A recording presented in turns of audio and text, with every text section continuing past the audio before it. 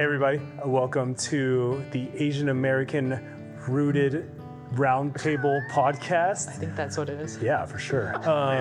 We are recording this actually in Houston, Texas. We got our youth symposium tomorrow, and these guys, you can't see this if you're listening on podcast, but we have Terrence and Dorothy with us who flew down to do some workshops, but also to represent Rooted as well. And so real quick, for those who don't know who we are, Terrence, explain where you're at.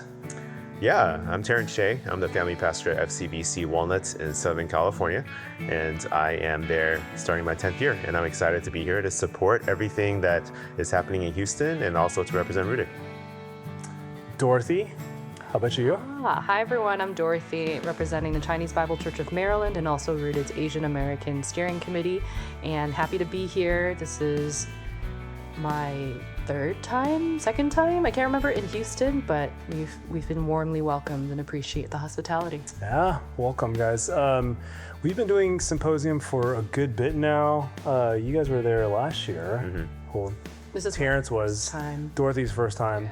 I think right now we have about 130 people signed up. Yeah, and I'm not really sure if they're like brand new or they've been doing it for a while, but we know there's gonna be a lot of leaders. Those who are, whether in vocational ministry or they're volunteering, which is going to go into our topic today, things that make ministry difficult.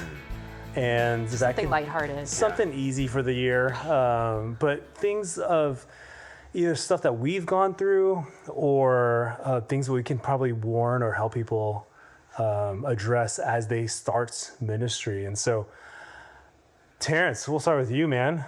What's some hard stuff at the beginning that's, either you had to go through personally or you would want to warn some people about? I mean, depending on where it is that maybe you are starting from, if you're starting at a younger age, which, praise God that you are following his call and ministering to the church. Sometimes you might just feel under-equipped and inexperienced in what it is that you've been called to do. Yeah. A lot of times there might not be a lot of supervision in the sense of leading you and showing you and working with you, and you're kind of just dropped in there to have to do the work of ministry. When you guys went into ministry, did y'all have that support system going in? Like, let's get to the church second. Did you have the support system from your family first and foremost? Did you feel like that? Dorothy?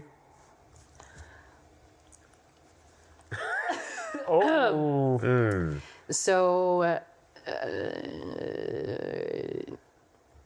in general, I had some support, but actually my family was not the first to support me. Huh. And I just want to tread carefully, not that I don't know if my parents will listen to this, but most of the support that I received when I first wanted to pursue God's call for me to enter ministry, it came from within the church, not within my family. Yeah. And if anything, it was actually really hard for me to feel and understand that my family was supporting me, because I think a lot of immigrant parents envision a life of lucrative employment and seeing their kids as maybe a sort of insurance policy. And retirement policy. Or insurance. I guess, insurance too, if you commit moral hazard, maybe.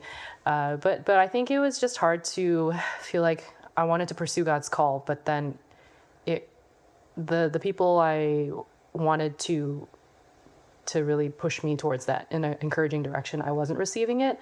But I think subconsciously it was still me trying to achieve some measure of my parents' approval. Yeah. I mean, I think some of you guys who are listening to this, I think some of you guys who are contemplating ministry, that's one of the questions we get a lot. Like, how do I jump into ministry even though I have a call, but what if my parents don't support me? What if they don't even know yet? And you're wrestling with this. I think a lot of us went through this. I mean, I was pre-med bio going into undergrad. This is news to me. You know that. I do now. I have the most useless degree ever. But we appreciate the doctors out there, just saying. Hey, yeah, for sure. But I think breaking it to my parents, and my dad's a pastor, but like explaining to them, I think the Lord's calling them in ministry. And then nonetheless, going to youth ministry, that was a tough thing that we had to wade through. Any advice on that, Terrence, for those who are contemplating ministry, but, maybe one of the hard things to think through is, man, is my family going to understand? Are they going to support? How would you counsel? I mean, what's your story too? How did you come to ministry? Yeah, I mean, connecting it to my experience, this was after I got married. This was after I was done with college that I sensed a call to ministry. So back to what you said, if you are in a situation where there's a spouse involved, you really have to be mindful that they're not just being, forced to go with you. It's really important to be listening, paying attention to where their hearts are. And of course, they're being called to the Lord as Christians, and they're being called to you as a one flesh union, but you're not going about this alone. So that would be my, first advice is to really weigh in, to what your spouse thinks and is considering and what their opinion is. Yeah, that's good. Second thing, well, as we move into going from discerning the call as probably something to think through, but just kind of that first couple of years, looking back, what were some really tough things that happened? Maybe it was, just because new on staff or new to the ministry. What are some things that you guys remember that was difficult? I think what was always tough sometimes, especially in an immigrant church situation, is there's some language and also cultural differences. So you don't really know exactly what some of the expectations are of the senior leaders over you. So what was good for me is I had a lot of room, a lot of freedom to try things and to make mistakes and so on and so forth. But then sometimes I wasn't meeting expectations because either they were not expressed or maybe I didn't understand or we didn't really talk about it. So that was always hard because then you're finding yourself in situations where maybe you were doing your best, but then it was not what they were looking for. Right. And so then, how does that reconcile? How did they instruct you? How did they tell you? And it oftentimes didn't go as smoothly as I think a young person who is trying in his or her best to do well in ministry could receive it. Dude, one of my first big kind of learning moments was finances with the church. And it wasn't so much that we weren't recording and keeping receipts. It was more of like philosophy of money. And I think one of the cautionary tales I would encourage you listeners to think through is what we came ahead with the stewardship and finance committee was, I think they didn't understand how youth ministry spent their money versus how, let's say, the Cantonese or Mandarin congregations were spending. And so they were like, well, why do you need money for snacks? Or why do you need money? Back then it was, why do you need money for a cell phone? Why can't you do mail outs and these type of things? And I just said like, hey, this is different. Looking back, I think one thing that could help is to explain before you spend as best as you can. But I remember that being like, that kept me up at night because we just had back and forth, and I thought these guys aren't listening, and they thought I was just, wasting money. And so for me, that was crazy. Wading into youth ministry can be overwhelming. It's more overwhelming if you don't have someone to lean on and learn from. The Rooted Youth Ministry Mentorship Program was created for youth pastors in precisely this situation. The program is designed to provide both small group and individual coaching for youth ministers who are in their first 3 years of youth ministry, or youth ministers who are transitioning to a gospel-centered approach. This program is 1 year, wherein small groups of 4 to 6 youth ministers are led by one mentor in both a cohort and an individual setting through a carefully crafted 12-month curriculum designed to help you grow spiritually as an individual and as a youth minister. This comprehensive curriculum, designed by and for youth ministers, cover all facets of youth ministry, from Bible teaching, relational discipleship, equipping and training volunteers, missions, retreats, and crisis management. At the end of the program, we expect you'll be more proficient in teaching the Bible to students, You'll feel more comfortable partnering with parents, and you'll be better equipped to handle crisis situations, among other things. Additionally, when you complete the program, you'll receive a Rooted Youth Ministry certificate to affirm your commitment to join God in the work that He is doing in the lives of the students you serve. I think what that really does highlight is that there's a difference in the philosophy of ministry, but that is heavily influenced by cultural expectations, cultural like sub layers of what is normative, what is typical, what is like just generally accepted. Yeah. And so of course we're going to run into issues where differences are a big thing because evidently we don't see eye to eye, and that's not something to like weaponize per se. But I think I'm considering even my current church's policies, right? And there is a written practice that if you spend over a certain threshold, you need to provide justification. Sure. And I think at this rate, I have, just objectively speaking, probably written like 25 of those in the last 7-8 years, right? Wow. But to me, it's more like, okay, how can I, instead of convince, how can I share what the vision and context and reasoning is and why it's actually beneficial for the whole church, not just for the ministry. Right. And so I think it does take a way of framing even expenses in a way that's like, this is actually advantageous for all of us. It's not just for the youth. But then investing in the youth is beneficial for all of us. Yeah. Any other first year hiccups that y'all experienced that either you want to share or you want to give some people heads up on? I will say that for me, when I first started bivocationally in ministry, it was really hard to garner support within the church. Now, going back to what I said earlier, I had church folks who were supporting me going into ministry, but when I was actually like serving in bivocational, meaning full-time job in engineering, and then part-time in ministry for youth ministry, it's like I was asking, trying to make connections. Would you like to speak, share your testimony, do lead Sunday school?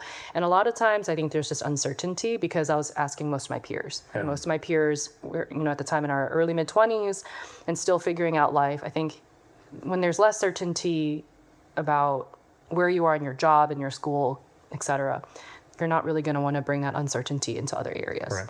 And so for sure it was hard for me to recruit coworkers, volunteers, because the demographic I was tapping into, we were just all still figuring it out. So I think in a way, this highlights the importance of intergenerational diversification when it comes to service and leadership.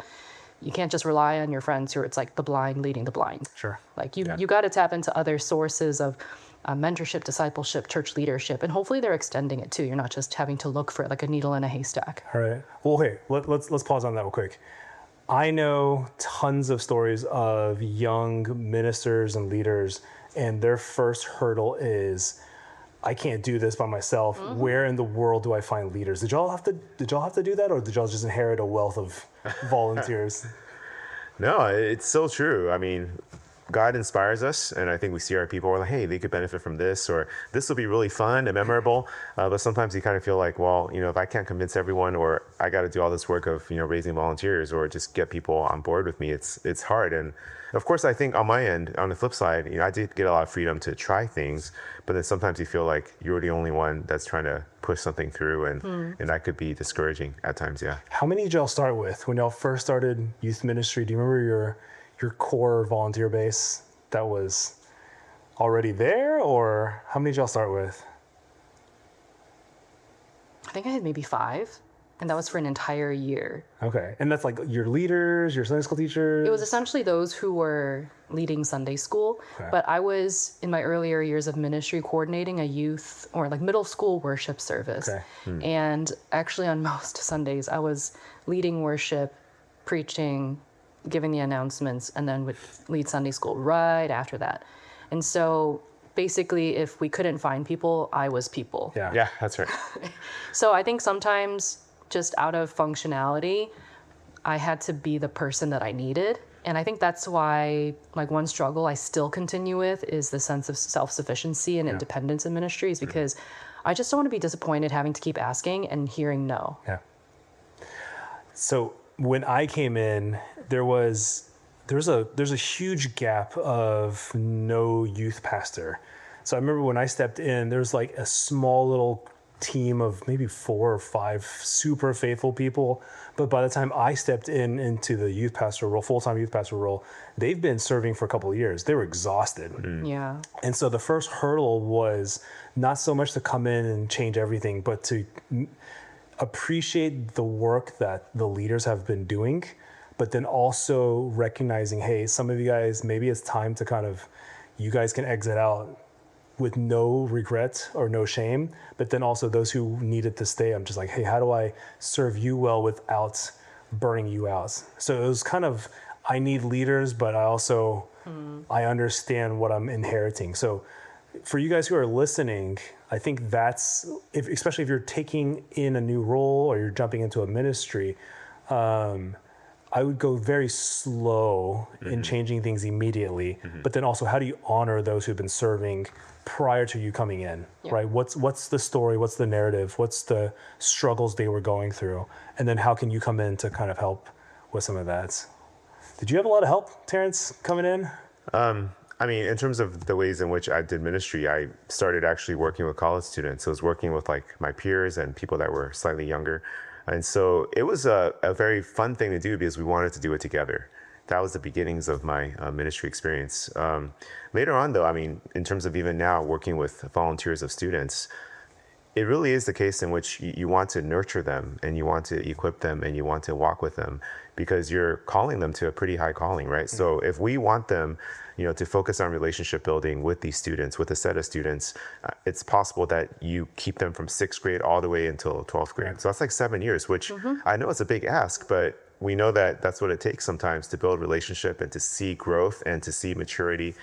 And so more and more, I'm just seeing, wow, it's helpful when they have breaks. It's helpful, when they're understood if they can't make something. It's helpful when, they need to rest, to not just kind of push the same pressure that I feel like sometimes maybe was pushed upon us to get something done, but to really just trust the Lord for his provision, but then taking care of your volunteers, taking care of those that you're entrusting to make disciples. Yeah, and I believe we've touched on that in a podcast before. Mm-hmm. So if you guys can go back and listen to that, no clue what number that was, but it was awesome. Okay, so Dorothy, you mentioned something that I want to circle back on because I think this probably is a struggle for every minister or every leader. It's about, especially when you're working part-time or full-time, where's that balance? And did y'all ever struggle with, you're part-time, but you're really full-time, and you're full-time, but you're really double full-time. And how do you balance time, life, family, school, all of that? Because I know that's a massive struggle because right now we are more in tune with burning out and these type of stuff. So how did you guys do it? Let's say, how did y'all manage this poorly first? Sometimes I feel like I'm still managing it poorly, just to be honest, right? And not that I would ever lie in this podcast, at least. But I think considering where I was as I started ministry, even till now, it's been a work in progress to understand my lack of boundaries. I think that growing up in a lot of immigrant households or just East Asian culture, there's not a lot of adherence to boundaries because the boundaries are a very Western concept. Sure. And I find that me being where I am fairly independently away from my family and having family obligations for the most part, is that I have the both privilege and sometimes the unnecessary burden that I put on myself to focus solely on work, which is ministry. And because of that, I don't really have a separation in what is like personal life, because life is ministry and ministry is life and ministry is work and work is ministry. So it's this triangulation of sorts that if I have a spare moment, it's always going to be towards ministry. And then I have the sense of guilt when I don't. When you're not doing it. If I say no. Yeah. Right. So I think I feel like I am slowly increasing and just getting better at it because it's not just saying no. It's like ministry isn't contingent on me. Ministry depends on the Holy Spirit. Sure. It depends on what God can and does do. And I find that me saying yes to more ministry is also me not trusting that God will still take care of it. I just don't have to be the person to do that. Yeah. Yeah. I mean, even hearing you saying that, it's not a bad thing that we're pointing out here, because so much of this work ethic, this diligence, this faithfulness is actually how the immigrant generation came into a foreign country and made it. So in many ways, it's, they're trying to build out a culture in the local church that they love, of people that they love, in a way that, is excellent in their ministry and faithful and good use of resources and everything else. But you're right. It's so much of it is then we start depending primarily on ourselves and our effort, and forgetting the fact that God made us as image bearers to need rest. And rest doesn't mean we do nothing. Rest means that we trust in the Lord and we depend on Him. Yeah. Hey, Rated family, if you're listening to this podcast, then chances are you're someone who cares deeply about discipling the next generation. Whether you're a youth pastor, volunteer, or a parent in the thick of raising kids, we've got resources designed just for you. At Rooted, we've created curriculum and courses to equip you to walk alongside children and teenagers with confidence, clarity, and the gospel at the center. For youth ministers, we offer inductive Bible studies that keep Jesus front and center in every lesson. With 10 options for year-long studies on books of the Bible, 5 shorter topical studies, and a full scope and sequence, you can map out an entire discipleship plan for students in grades 6 through 12. If you don't know where to start, download our free scope and sequence guide. And we haven't forgotten our parents. Our family discipleship video courses are designed to equip moms and dads from birth through high school, covering everything from basic parenting principles to discipling teens. Use them in small groups, Sunday school, or at home. Whether you're leading from the pulpit or around the dinner table, Rooted's resources are here to support you every step of the way. Head to rootedministry.com and click on Curriculum and Courses to explore more and download your free resources today. And I think one struggle that we see now with a lot of our contemporaries is the fact that they don't take vacation. It's hard for them to take Sabbath or sabbaticals. And I think sabbaticals is, I'm talking to you guys, and like that's even a hard concept within the Trans-Heritage churches. Right? I love sabbaticals. Well, of course, yeah. Man, yeah. Didn't you just take one? I finally got one after what amounts to a long time. Was it hard for you to take the sabbatical though? No, because I really wanted it. Okay. So I saw it as a blessing. I didn't see it as it's like I saw it as being something that was good for me, for my family, and also for the rhythm of the church. And did the church honor the sabbatical? In what sense? They were like, hey, this is going to be good for our pastor. Like we want to respect his time, his boundaries. Like he needs this, and we need him to be at his best, so that we're going to give him a sabbatical.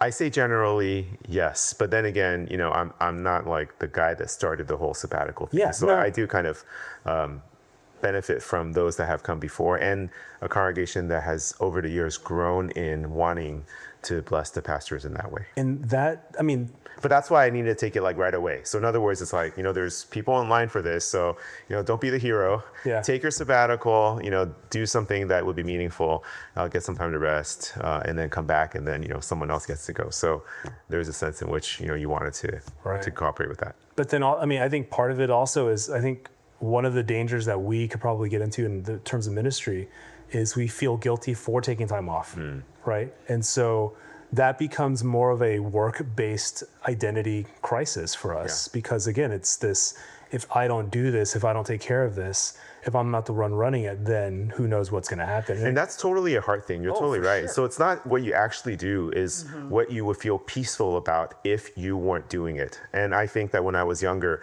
I definitely struggled with that. And now it's not so much that I don't struggle because everything is perfect. But again, it's I don't struggle as much, or I'm able to let go because I'm learning to trust God more. Right. And it's that theology of rest. It's that theology of Sabbath.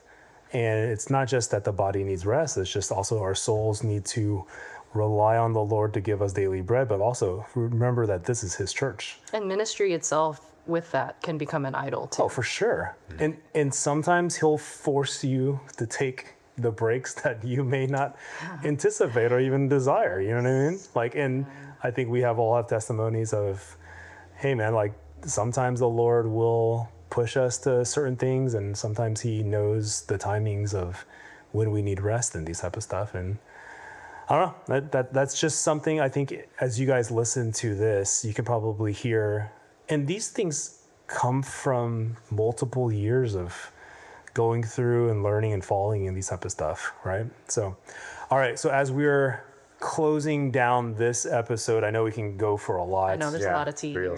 We're in person too. I mean, come on, we could talk forever. I know. We got to get.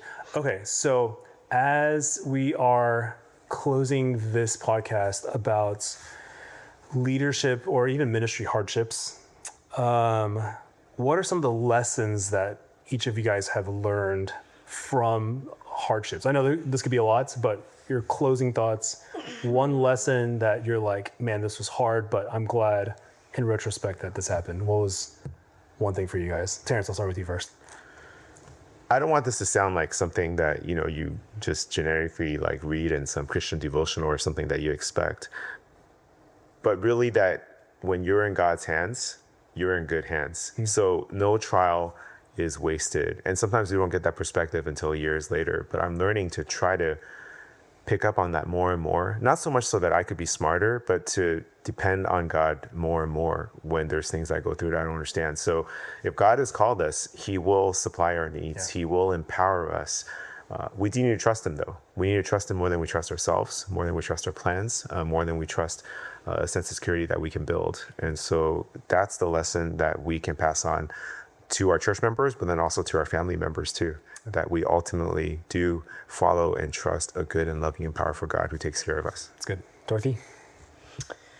I think a big one for me, and again, like this lesson comes in waves, is doing more ministry or doing things in God's name is not the same as following Jesus himself. Yeah. And the act of partaking in more ministry should never be a replacement for your own relationship with God. We're in the same way, I think sometimes I try to efficientize my spiritual life where it's like, oh, I'm going to be speaking on this passage, so it'll be my Devo for every day this week. Mm-hmm. Or I'm trying to do this training for my team and there's some passages or books that I really want to share with them, but let me meditate on it. Those may be more secondary and they're functional. And I think if I'm making ministry functional for my relationship with Jesus, I'm not actually pursuing Jesus. It's just a way of convenience. Right. And I think that's something I still need to like rebuke and repent of at times, because I'm thinking, how can I still save time? But more importantly than the efficiency of ministry preparation, it's, did I actually pursue Jesus for myself today and not just for the sake of that next thing that I need to lead and to do? Yeah, that's good. How about yourself though, Justin? I think for me, and I'll speak to the early years of Justin, I think... Like 10 years ago. Yeah, like 10 years ago. Like, not really. I think what I had to learn was there's certain hills on which to die, right? You don't need to fight every single battle. But I think at the same time, I think there are battles that we do need to fight and do need to like really, really stick, because sometimes it's our families at stake. Sometimes it's the integrity of the gospel. Can you actually share what one of those might be? Which hills to die on? Mm-hmm. So again, I was like, I thought I was being misunderstood on all the financial purposes. And so that would keep me up at night. I had all these drafts of emails. I was like, okay, I'm gonna explain it to them. They're idiots and all this type of stuff. And so I was just really, really hot, ready to go. And I just look back, I'm like, man, maybe just an in-person clarification would have been better. Maybe just a snack and to sleep it off. But then also other times of like, hold on, this is a matters of first importance. This is a doctrinal issue this will set the tone for what it means to be a pastor. This sets the tone for church discipline, so on and so forth. And those were hills on which I didn't take early on. Because again, it was just like, well, let's preserve preserve the peace. And so I was like, okay, learn how to think through, and this is a wisdom, which hills to die on. And then I think the only way to go through that is through prayer, but also through trusted communities that we can kind of go, hey, am I overthinking this? Or do I need to really grow a spine and really like gently and lovingly stay my case and be willing to leave the church if nothing changes, right? So I think for me, that was something early on that I wish I had learned more, but it's something that the Lord will constantly refine in our lives, not just as a pastor, but also, as people of God. For sure. Yeah. Absolutely. So Appreciate you guys jumping in. We had fun. This was an in-person one. How rare is really this? flew. This is great. But thank you guys for tuning in. You can follow us and find us at the Rooted Ministries on our websites. You can find us on Spotify and Instagram. We have our own updated graphic with our faces on it now. You can check that out on our social media. But until next time, please continue to serve faithfully, find good gospel community, and learn, pay attention to what the Lord has for you. Blessings, everybody.